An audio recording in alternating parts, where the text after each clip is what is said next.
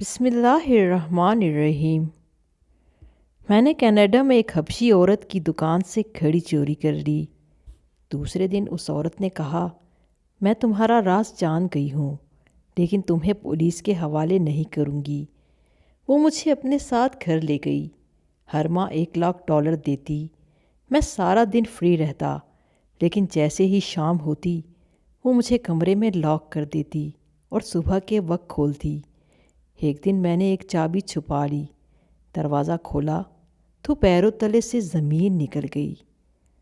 میں روزی روٹی کمانے کے لیے کینیڈا گیا تھا، اور کینیڈا جیسے ملک میں پیسہ کمانا بہت ہی مشکل کام تھا، اور وہ بھی اس صورت میں جب میرے پاس کوئی خاص تعلیم یا ہنر بھی نہیں تھا۔ وہاں میں محنت مزدوری کرتا تھا، کبھی مزدوری مل جاتی تو کبھی نہیں ملتی تھی، اور کبھی کبھار وہاں خود بھوکا رہ جاتا، لیکن گھر والوں کو ہر ماہ باقاعدگی سے پیسے بھیج سکتا تھا، کیونکہ اپنی فیملی کے سکھ کے لیے ہی میں پردیس کاٹ رہا تھا۔ اس لیے میں جتنی مشکل زندگی گزار لیتا اپنی فیملی والوں کو کبھی نہیں بتاتا تھا۔ لیکن پچھلے کچھ دنوں سے مجھے بالکل بھی صحیح کام نہیں مل رہا تھا، اس وجہ سے میں بہت زیادہ پریشان تھا۔ ایک دن معلوم ہوا کہ ایک سٹور میں کسی صفائی والے کی ضرورت ہے۔ مجھے تو یہ کام بھی غنیمت لگا، اس لیے میں وہاں چلا گیا۔ سٹور کی مالکن نیک حبشی عورت تھی۔ اس نے مجھے کہا کہ تم یہ صفائی کرو، اگر مجھے تمہارا کام پسند آیا تو میں تمہیں نوکری پر رکھ لوں گی، دوسری صورت میں تمہیں آج کے دن کی مزدوری مل جائے گی۔ مجھے تو ایک دن کی مزدوری بھی بہت تھی کہ میں خود پچھلے کئی دنوں سے بھوکا تھا، اور اس لیے میں نے بہت اچھے طریقے سے سارے سٹور کی صفائی کی۔ جب میں گھڑی والے ریک کے پاس پہنچا تو وہ اتنی خوبصورت گھڑیاں تھیں کہ میں تھوڑی دیر کھڑا ہو کر انہیں دیکھنے لگا، کیونکہ مجھے بچپن سے ہی بازو پر گھڑی پہننا بہت پسند تھا۔ ہر انسان کا کوئی شوق ہوتا ہے، اور مجھے گھڑی پہننے کا شوق تھا، جو غربت کی وجہ سے کبھی پورا نہیں ہوا تھا۔ ہاں، کبھی کبھار ریڑھی سے خرید کر پہن لیا کرتا تھا، لیکن اتنی اچھی اور عمدہ گھڑیاں میں نے کبھی نہیں پہنی تھی۔ ایک گھڑی ایسی تھی جو بہت ہی خوبصورت اور اس کا ڈیزائن بھی بہت عجیب طرح کا تھا۔ اس گھڑی سے میری نظر ہی نہیں ہٹ رہی تھی۔ میں نے سارے حصے کی صفائی کر دی، ایک ایک ریک، ایک ایک گھڑی کی صفائی کی، لیکن پھر بھی نظر اس پر جا رہی تھی۔ میں نے دیکھا کہ اس حصے میں کوئی ورکر نہیں ہے اور مجھے کوئی بھی نہیں دیکھ رہا، تو میں نے چھپکے سے وہ گھڑی چرا لی تھی۔ تو یہ غلط بات، لیکن کبھی کبھار انسان اپنے شوق کے ہاتھوں غلط کام بھی کر لیتا ہے، اور میں نے بھی وہی گناہ کیا تھا۔ وہاں سے فارغ ہونے کے بعد جنرل سٹور کی مالکن کے پاس گیا تو اس نے خود پورے سٹور کا راؤنڈ لگایا، اور اس سے میرا کام، میری صفائی کرنے کا انداز بہت پسند آیا۔ اس لیے اس نے کہا کہ تم روزانہ یہاں آ جایا کرو، ہم تنخواہ کی بات بعد میں کر لیں گے۔ اس دن کی مزدوری اس نے میرے ہاتھ پر رکھی، جو میری توقع سے بھی زیادہ تھی۔ میں بہت زیادہ خوش تھا۔ اس دن میں نے پیٹ بھر کے کھانا کھایا۔ میں ایک ہوٹل کے برآمدے میں رہا کرتا تھا، کیونکہ اس ہوٹل کا مالک پاکستانی تھا، اور اس نے ہم وطن ہونے کی وجہ سے مجھے برآمدے میں جگہ دی تھی۔ اس دن ہوٹل میں جا کر اپنے مخصوص حصے میں بستر پر بیٹھا تو مجھے فوراً گھڑی کا خیال آیا، اور میں نے اس گھڑی کو جیب سے نکال کر بازو پر پہن لیا۔ پہنتے ہی اس گھڑی کا ڈائل روشن ہو گیا۔ مجھے لگا کہ یہ گھڑی انسانی جسم کے ساتھ ٹچ ہونے کی وجہ سے چلتی ہوگی۔ اس طرح کی ٹیکنالوجیز آج کل آ رہی ہیں جو انسان کی نبض کی وجہ سے چلتی ہیں۔ مجھے کچھ نہ کچھ تو اس کے بارے میں پتہ تھا، اس لیے مجھے کچھ عجیب نہیں لگا۔ میرے لیے وہ رات خوشی کی رات تھی، اور مجھے رات بھر خوشی سے نیند نہیں آئی، کیونکہ میرے بچپن کی یہ خواہش پوری ہو رہی تھی۔ میں تھوڑی دیر سوتا تھا، پھر اٹھ کر گھڑی کو دیکھنے لگتا، کبھی تھوڑی دیر آنکھ لگتی تو پھر اٹھ جاتا۔ میری خواہش جو بچپن سے حسرت بن گئی تھی، عمدہ اور قیمتی گھڑی پہننے کی، وہ آج غلط کام کے ذریعے ہی صحیح پر پوری ہو گئی تھی، اور بہت زیادہ خوش تھا۔ دوسرے دن صبح میں معمول سے زیادہ خوش اور فریش تھا۔ میں جلدی جلدی سٹور میں جانا چاہتا تھا، کیونکہ وہاں بہت سی قیمتی گھڑیاں تھیں۔ اگر میں ساری پہن تو نہیں سکتا تھا لیکن دیکھ تو سکتا تھا، اور ویسے بھی وہاں مجھے کام مل گیا تھا۔ اسٹور پر جانے سے پہلے میں نے وہ گھڑی اتار دی اور حفاظت سے اپنے لباس کی جیب میں رکھ دی۔ جب میں اسٹور میں پہنچا تو مالکن نہیں آئی تھی، اس لیے میں نے خود ہی کام شروع کر دیا۔ صبح صبح کا وقت تھا، ابھی سارے ورکر بھی نہیں آئے تھے اور گاہک تو بالکل ہی نہیں تھے، اور یہی وقت صفائی کا ہوتا ہے۔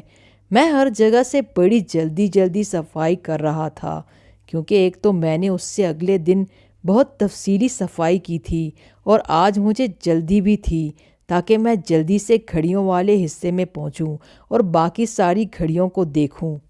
میں یہاں سے کام جلدی ختم کر کے واپس جانا چاہتا تھا تاکہ جیب میں موجود گھڑی کو پہن سکوں۔ میں کام ختم ہی کرنے والا تھا جب مجھے معلوم ہوا کہ اسٹور کی مالکن آ گئی ہیں اور انہوں نے کہا ہے کہ میں کام ختم کر کے پہلے ان سے ملوں۔ میں نے اپنا کام جلدی ختم کیا اور مالکن کے کیبن کی طرف چلا گیا۔ مالکن نے مجھے دیکھتے ہی کہا کہ تم نے جو حرکت کل کی ہے وہ مجھے معلوم ہو گئی ہے، اور میں نے تمہاری چوری پکڑ لی ہے، لیکن میں تمہیں پولیس کے حوالے نہیں کروں گی۔ میں تو اس کی بات سن کر ڈر گیا تھا، کیونکہ یہاں پر چوری کی سزا بہت سخت ہوتی ہے، لیکن جب اس نے کہا کہ میں تمہیں پولیس کے حوالے نہیں کروں گی تو مجھے کچھ تسلی ہوئی۔ میں نے ان سے کہا کہ مجھے گھڑیاں بہت زیادہ پسند ہے، بس اپنی پسند اور خواہش کے ہاتھوں مجبور ہو کر میں نے یہ حرکت کی ہے۔ گھڑی میرے پاس ہے، میں آپ کو واپس کر دیتا ہوں۔ لیکن انہوں نے کہا کہ تمہارا جرم بہت بڑا ہے اور تم اچھے طریقے سے جانتے ہو کہ اس ملک میں اس جرم کی سزا کتنی زیادہ ہے، اس لیے اگر میں تمہیں پولیس کے حوالے نہیں کر رہی تو اس میں میری ایک شرط ہوگی۔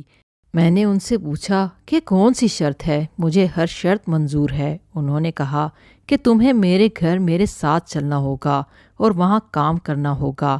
میرے لیے کوئی بڑی بات نہیں تھی، اس اسٹور میں کام کرنا، ایک گھر میں کام کرنا میرے لیے ایک برابر تھا۔ میں بہت خوشی سے اس عورت کے گھر جانے پر تیار ہو گیا۔ عورت نے اسی وقت مجھے اپنی گاڑی میں بٹھایا اور اپنے گھر لے گئی۔ اس کا گھر کیا تھا؟ ایک چھوٹا سا فلیٹ تھا جو 2 کمروں، ایک ٹی وی لاؤنج، ایک کچن پر مشتمل تھا۔ دونوں کمروں کے ساتھ الگ الگ اٹیچ باتھ تھے، اور بس اس نے مجھے کہا کہ مجھے اب یہیں رہنا ہوگا اور اس کے گھر کے کام کرنے ہوں گے۔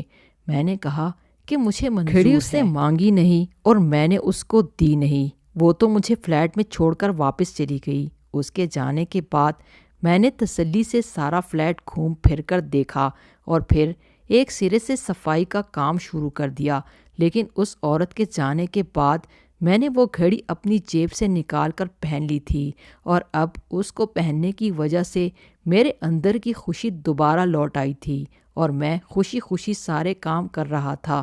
وہ ایک چھوٹا سا فلیٹ تھا اور اس کی صفائی کرتے ہوئے مجھے وقت نہیں لگا، اور میں نے تھوڑے ہی وقت میں اس کی بڑی تفصیلی صفائی کر لی۔ اس کے بعد اپنے لیے کھانا بنایا اور ادھر ہی بیٹھ کر کھایا اور ٹی وی دیکھنے لگا، کیونکہ مالکن جاتے ہوئے فلیٹ باہر سے لاک کر گئی تھی۔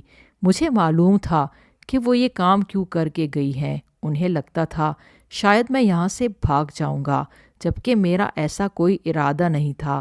یہاں سے بھاگ کر میں جاتا بھی کہاں؟ میرا کون سا ٹھکانہ تھا؟ پھر جو مجھے کام کے لیے مارا پھرنا پڑتا ہے۔ اگر میں یہاں سے بھاگ جاتا تو مالکن نے پولیس میں کمپلین کر دینی تھی اور مجھے پورے کینیڈا میں کہیں جگہ نہ ملتی، اس لیے میرا یہاں سے جانے کا کوئی ارادہ نہیں تھا۔ رات کو جب مالکن کے واپس آنے کا وقت ہوا تو میں نے ان کے لیے بھی کھانا تیار کر کے رکھ دیا۔ مالکن واپس آئی تو کھانا دیکھ کر بڑی خوش ہوئی۔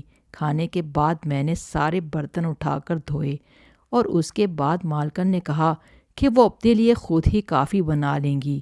مجھے بھلا کیا اعتراض ہو سکتا تھا، اس لیے میں اپنے کمرے کی طرف چلا گیا۔ مالکن کے آنے کے بعد میں نے دوبارہ وہ گھڑی اتار کر جیب میں ڈال دی تھی۔ میں نہیں چاہتا تھا کہ مالکن کی نظر اس گھڑی پر پڑے تو مجھ سے واپس لے لیں، اس لیے جلدی کمرے میں جانا چاہتا تھا تاکہ وہ عجیب گھڑی دوبارہ پہن لوں۔ میں کمرے میں جاتے ہی تھوڑی دیر بعد ہی مجھے اپنے دروازے کے باہر لاک بند ہونے کی آواز آئی اور میں مسکرا دیا۔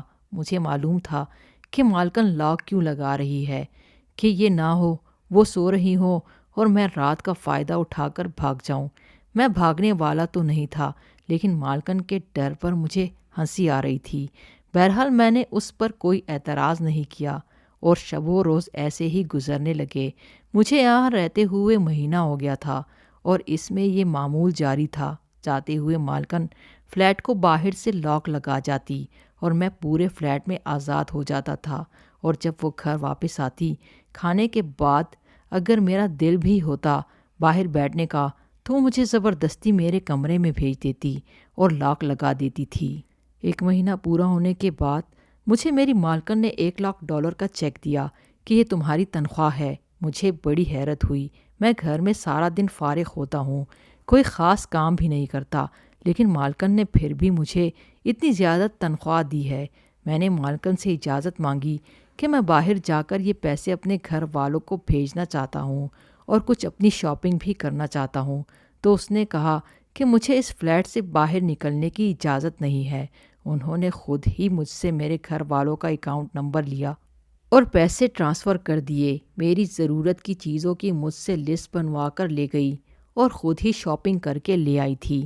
اس مہینے کم از کم انہیں مجھ پر اعتبار ہو جانا چاہیے تھا کہ میں کبھی نہیں بھاگوں گا، اور ویسے بھی جو گھڑی میں نے چرائی تھی وہ اتنی زیادہ قیمتی بھی نہیں تھی کہ اس کے لیے اتنے زیادہ پیسے بھی خرچ کرتی اور ایک آدمی کو بھی قید کر کے رکھتی۔ ایک دن میں نے باتوں باتوں میں اس کی قیمت پوچھی تھی اور اس کی قیمت صرف $5,000 تھی، اور مزے کی بات یہ ہے کہ وہ گھڑی اب میں گھر میں بھی پہنے رہتا تھا، مالکن کے سامنے بھی، کیونکہ مالکن نے مجھے خود اجازت دی تھی کہ وہ گھڑی مجھے اس سے چھپا کر پہننے کی ضرورت نہیں ہے۔ میں اپنے شوق کو اس کے سامنے بھی پورا کر سکتا ہوں۔ وہ گھڑی واٹر پروف تھی، اس لیے مجھے کام کرتے ہوئے بھی اسے اتارنے کی ضرورت نہیں پڑتی تھی، اور وہ گھڑی 24 گھنٹے میری کلائی پر ہی ہوتی تھی۔ لیکن میں مرد تھا، آزاد پنچھی تھا، باہر کا آدمی تھا، اور میں صرف ایک گھڑی کی وجہ سے ایک چھوٹے سے فلیٹ میں بند ہو کر رہ گیا تھا۔ میں کچھ بھی کر لیتا، میں باہر نہیں جا سکتا تھا۔ دن کے وقت تو میں پھر بھی فلیٹ میں گھومتا پھرتا تھا، ٹی وی دیکھ لیا کرتا تھا، لیکن رات کو مجھے ہر صورت میں بند کر دیا جاتا۔ کبھی میرا دل بھی ہوتا کہ میں باہر لاؤنج میں رہوں، یہاں تھوڑی دیر ٹی وی انجوائے کر لوں، لیکن میری مالکن مجھے زبردستی میرے کمرے میں بند کر دیتی تھی۔ میں سب سے تنگ آ چکا تھا۔ مجھے یہاں رہتے 3 ماہ ہو چکے تھے۔ ان دنوں میں بالکل باہر کی دنیا سے کٹ کر رہ گیا تھا۔ پیسے باقاعدگی سے میرے گھر پہنچ رہے تھے، میری ساری ضرورت پوری۔ کبھی پلٹ کر نہیں مالکن نے پوچھا تھا کہ پیسے کہاں گئے۔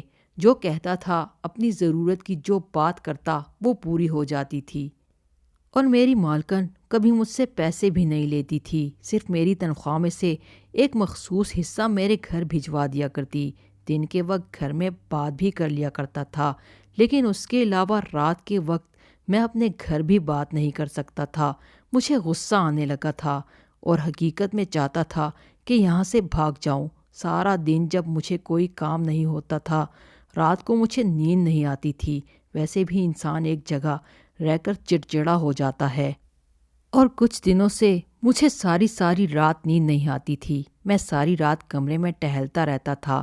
میرے کمرے میں کوئی کھڑکی نہیں تھی، باہر جانے کا ایک ہی راستہ تھا، اور وہ تھا دروازہ جس کو میری مالکن نے لاک لگایا ہوتا تھا۔ پہلے تو میں رات کو سو جایا کرتا تھا، اس لیے مجھے کچھ معلوم نہیں ہوتا تھا، لیکن اب کیونکہ ساری رات جاگتا رہتا تھا، اس لیے مجھے معلوم ہوتا تھا کہ مجھے کمرے میں بند کرنے کے بعد فلیٹ میں کوئی نہ کوئی تو ہوتا ہے، کچھ نہ کچھ مسئلہ چل رہا ہے، کہ مجھے باہر سے آوازیں آتی رہتی تھی، کبھی کچھ چیزیں اٹھانے کی، کبھی باتوں کی، بلکہ عجیب ہی کچھ تماشا ہوتا رہتا تھا۔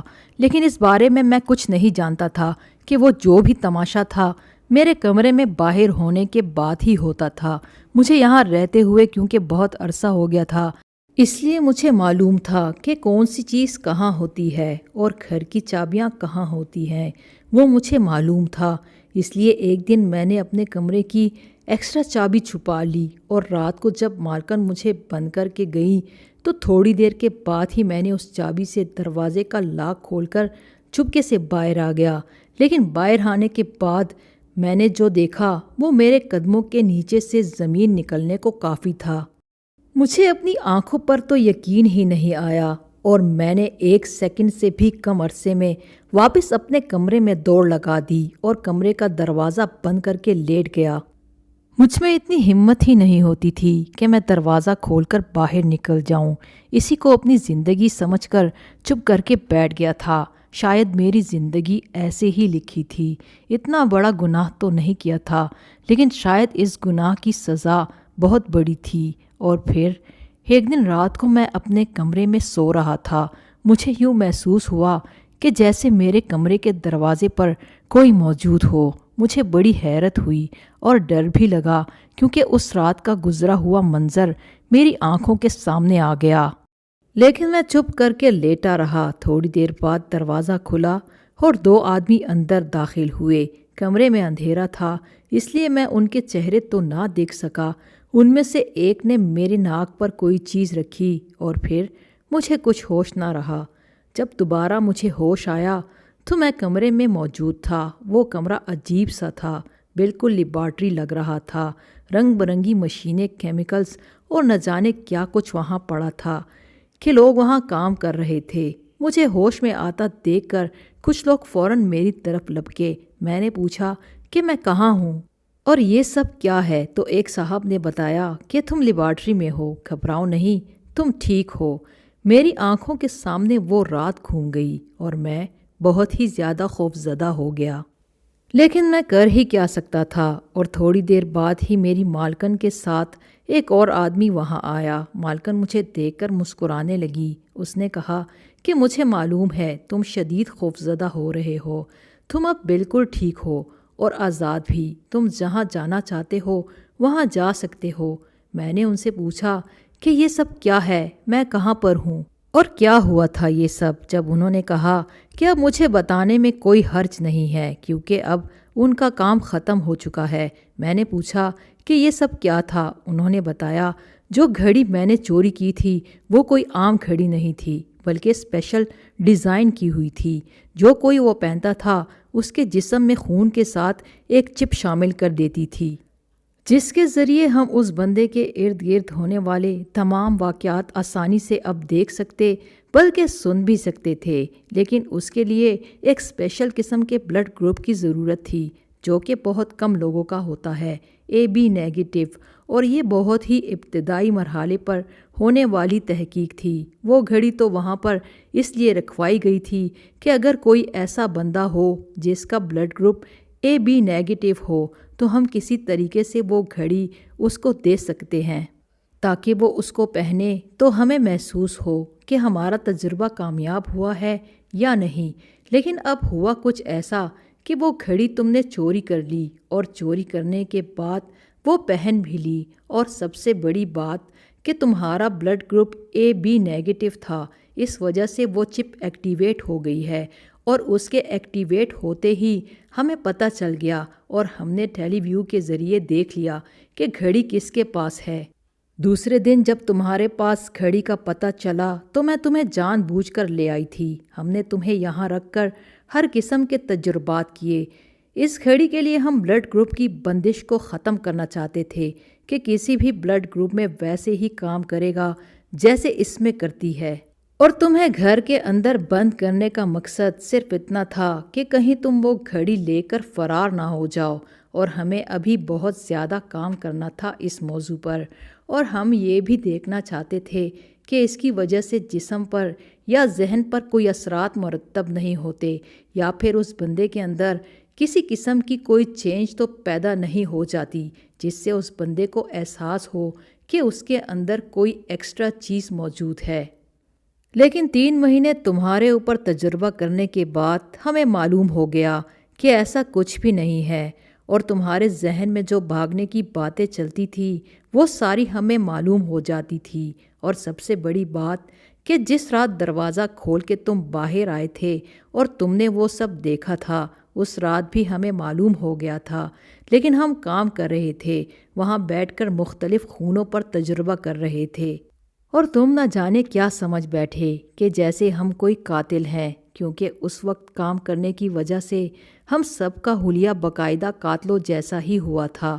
میں خود ایک سائنسدان ہوں اور اسٹور اس لیے چلاتی ہوں تاکہ پارٹ ٹائم کوئی کام ہو اور آمدنی کا ذریعہ ہو، اور اب ہمیں کامیابی مل گئی ہے۔ تمہیں باہر لے جانے کا مقصد یہی تھا کہ تمہارے ارد گرد حرکت ہم معلوم کرتے رہیں، اور وہ ہمیں بہت اچھے سے معلوم ہو گئی ہے۔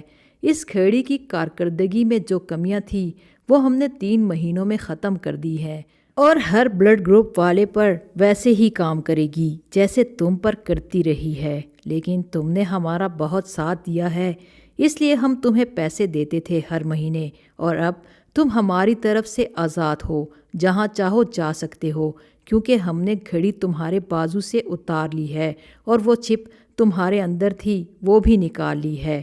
اب تم بالکل آزاد ہو، ہم تمہیں بالکل چیک نہیں کر سکتے۔ میں تو بس کسی بھی طریقے سے پاکستان بھاگنے کی جلدی میں تھا، لیکن مجھے معلوم ہوا کہ میں بالکل آزاد ہو چکا ہوں، تو میں نے ان سے کہا کہ آپ جانتی ہیں میرے پاس کوئی کام نہیں ہے، مجھے کوئی کام دلوا دیجئے، میں یہیں رہنا چاہتا ہوں۔ ان لوگوں نے مجھے اپنی لیب میں صفائی ستھرائی کا کام دے دیا، اور میں جو یہاں سے بھاگنے کی جلدی میں تھا ان سب سے خوفزدہ تھا، اب انہی کے ساتھ مل کر کام کرنے لگا۔